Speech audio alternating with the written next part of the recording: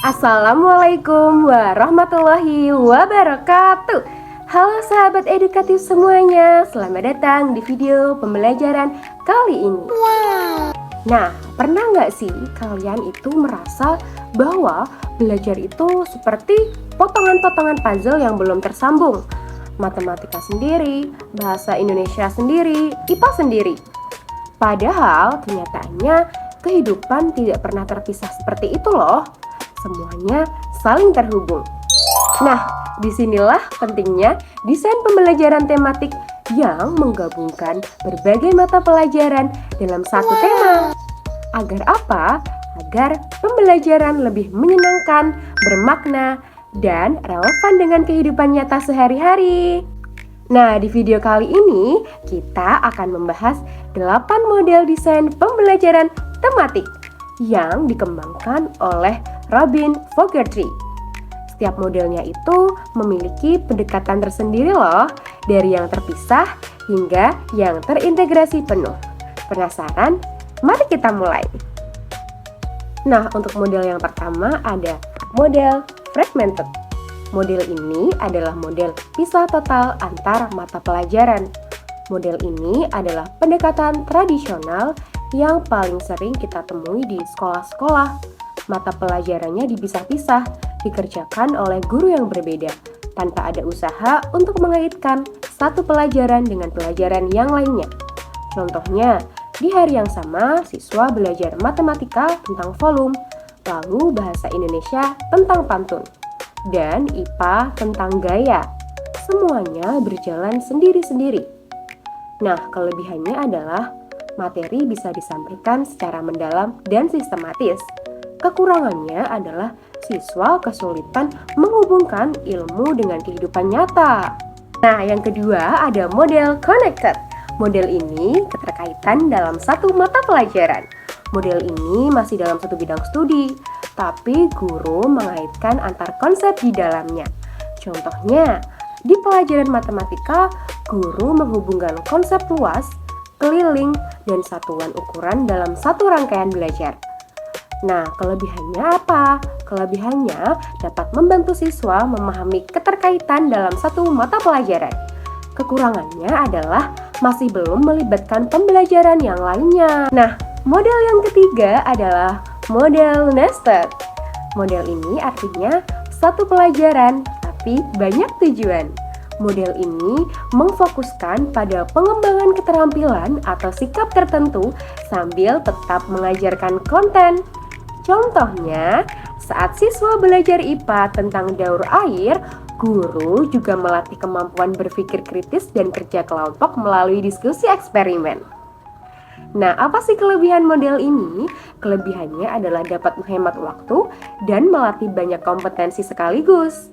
Tapi kekurangannya adalah perlu perencanaan yang tepat agar tidak kehilangan fokus.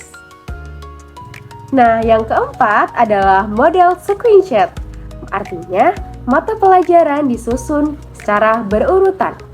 Model ini menyelaraskan urutan materi antar mata pelajaran agar saling melengkapi. Contohnya, minggu ini siswa belajar cuaca di IPS. Lalu, minggu berikutnya belajar jenis awan dan hujan di mata pelajaran IPA. Nah, apa sih kelebihannya? Kelebihannya dapat memberi pemahaman yang saling menguatkan antar pelajaran. Tapi kekurangannya adalah harus ada kolaborasi dan sinkronisasi antar guru. Yang kelima adalah model SHARP. Model ini artinya kolaborasi dua mapel satu konsep. Dari dua guru, mata pelajaran bekerja sama mengajarkan satu konsep yang sama dari sudut pandang yang berbeda. Contohnya, guru bahasa Indonesia dan PPKN itu mengangkat tema kebebasan berpendapat. Kemudian siswa membaca artikel opini dan mendiskusikan hak pendapat dalam demokrasi. Kelebihannya adalah konsep ini menjadi lebih kuat karena dilihat dari berbagai sudut pandang.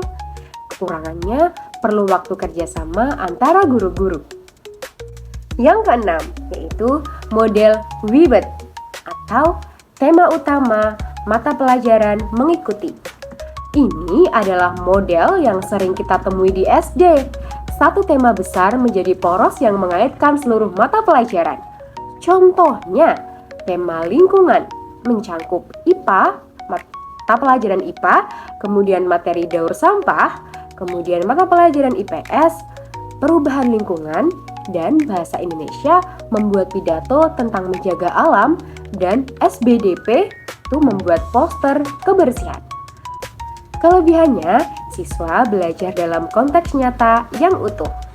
Kekurangannya, kadang sulit mengaitkan semua pelajaran secara seimbang. Yang ketujuh, yaitu model Tri-Edit, yaitu menjahit nilai atau keterampilan lintas pelajaran. Model ini, benang merahnya bukan tema, tapi keterampilan atau nilai tertentu yang dibawa lintas pelajaran. Contohnya, keterampilan berpikir kritis diajarkan di IPA lewat pengamatan, kemudian di bahasa lewat debat, dan di IPS lewat analisis peristiwa sejarah.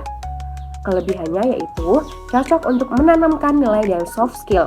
Kekurangannya yaitu tema bisa jadi kurang terasa karena fokus hanya di keterampilan saja. Yang terakhir, yang kedelapan adalah model integrated, yaitu semua mapel melebur jadi satu. Ini adalah model dengan integrasi paling tinggi, tidak ada lagi batas antar pelajaran. Semua menyatu dalam satu proyek atau tema. Contohnya, membuat proyek kampanye hemat energi. Siswa belajar menghitung konsumsi listrik, itu masuk ke matematika, kemudian menulis slogan, itu masuk ke bahasa Indonesia, dan menjelaskan dampaknya ke lingkungan, itu bisa ke IPA, kemudian dan membuat poster kampanye, itu masuk ke SBDP. Kelebihannya adalah siswa benar-benar belajar secara menyeluruh dan kontekstual. Kurangannya, perlu persiapan yang matang dan koordinasi yang kuat antara guru. Nah, itu dia 8 model desain pembelajaran tematik dari yang paling sederhana hingga yang paling kompleks. Dengan memilih model yang tepat, pembelajaran bisa menjadi lebih menarik, relevan, dan menyentuh kehidupan siswa secara nyata. Semoga penjelasan ini bermanfaat dan membantu kalian dalam memahami ragam model pembelajaran tematik secara utuh. Terima kasih sudah menyimak video ini. Wassalamualaikum warahmatullahi wabarakatuh.